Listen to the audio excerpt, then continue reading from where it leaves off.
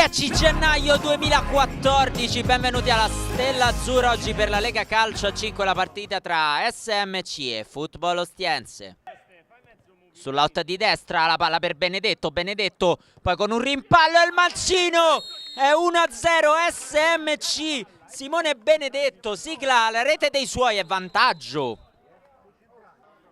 Battuto un calcio d'angolo per il Football Ostiense, Samson non gliela levano col mancino, 1-1 Football Ostiense di grande esperienza, non gliela levano mai a Samson e va a segnare. Bagnato sulla di destra, prova lui, palo! Palla dentro, adesso per Benedetto che col mancino sigla la rete del 2-1 e la sua doppietta, gran gol per l'SMC. Benedetto, palla dentro per Bagnato, 3-1 in totale controllo della partita, l'SMC segna anche Valerio Bagnato.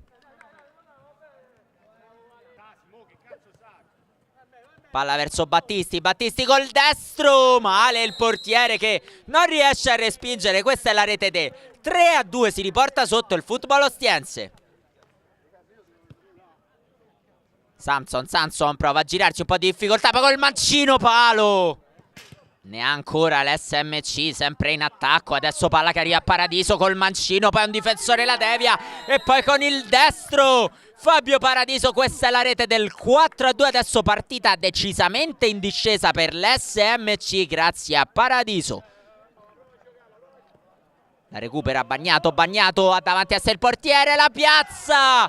Valerio Bagnato, doppietta anche per lui, ora 5-2 SMC.